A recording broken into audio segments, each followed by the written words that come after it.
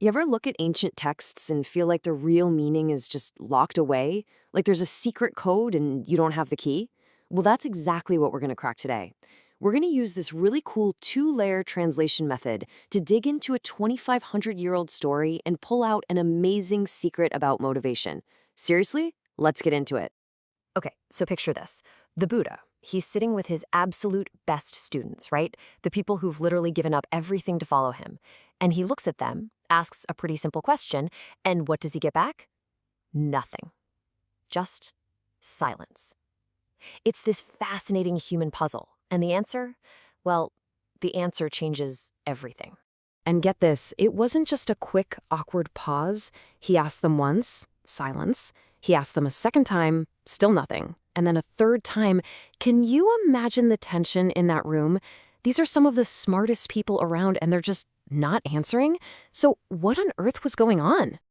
All right, so to figure this out, we've got to start at the surface. This is our first layer of translation, just a straightforward, plain reading of the original Pali text.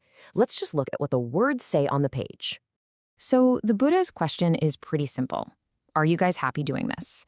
After the super long, awkward silence, one of the senior monks, Anuruddha, finally speaks up for everyone. And he's like, yes, Bhante, we are truly happy. He even explains that they chose this life, to end suffering. But that just makes the mystery even weirder, right? If they're so happy, why didn't they just say so? To get that answer, we have to dig deep. Okay, so this is where it gets really interesting. We're going to move past just what was said and get to what was truly meant. And to do that, to unlock the code hidden in the original language, we're going to use two special tools from ancient Indian linguistics. Our first tool is called Niruddhi. Now, the best way to think about this is like a linguistic magnifying glass. It lets us look past the simple, modern translation of a word and see the original root, the visual pieces it was built from. It's all about finding that hidden picture inside the word itself. And our second tool? That's Atha. Atha is all about the why. It's about asking, what was the speaker's intention here? What did the Buddha actually want his followers to do with this story? It helps us understand the whole purpose behind the words. So here's a really simple way to think about the difference this makes. The first translation, the surface level one, it's like a blurry, pixelated image. I mean, you can kind of make out what's going on, but it's not great. But when we use Niruddhi and Atha, it's like upgrading to 4K. Whoa! Suddenly everything is crisp, it's vivid, it's full of life. It doesn't just tell you what happened, it makes you feel what it means. All right, now it's time to put these tools to work. We're going to apply this two-layer analysis to a couple of key words from the story, and you'll see how these simple words just explode into these incredible visual worlds of meaning. Okay, let's start with this Pali word, asava. Now, a standard translation would give you something like taints or defilements.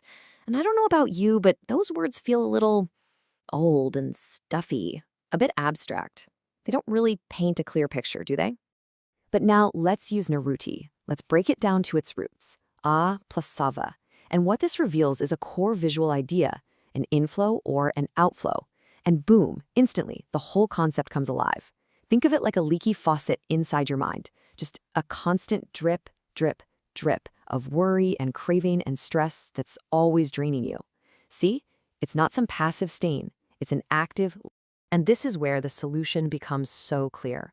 The Buddha himself uses this incredible visual. He says that for someone who's awakened, these outflows are stopped cold. They're like a palm tree that's been cut down at the root. It's not just been trimmed back. It literally can't grow again. That is a permanent fix to the leak. All right, let's do another one. This word is pasu viharo.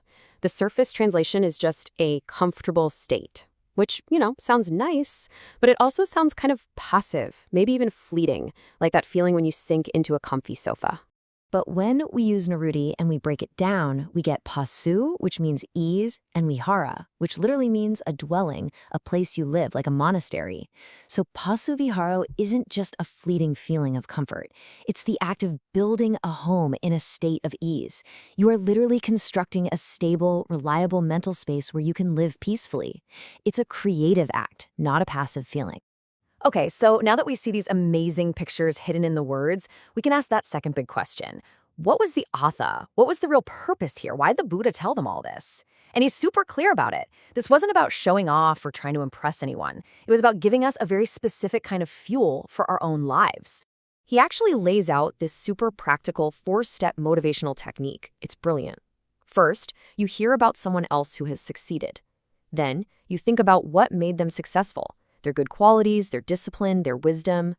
Third, and this is the key, you take that story and you apply it as inspiration to your own mind. And the result? You start to build your very own home in ease. And you know what's so cool? He is crystal clear about who this is for. He says this technique is for everyone, monks, nuns, laymen, and laywomen. This isn't some secret knowledge just for the super spiritual. It's a universal psychological tool. It's for anyone who wants to get motivated and build a better inner life. And this right here, this is really the heart of the whole thing. The Buddha's purpose wasn't just to tell cool stories. It was to hand us blueprints. When you learn about someone else's success, you're not just getting random information. You are being given a guide for your own path. Their story becomes your map. And that brings this ancient lesson right here into your life right now.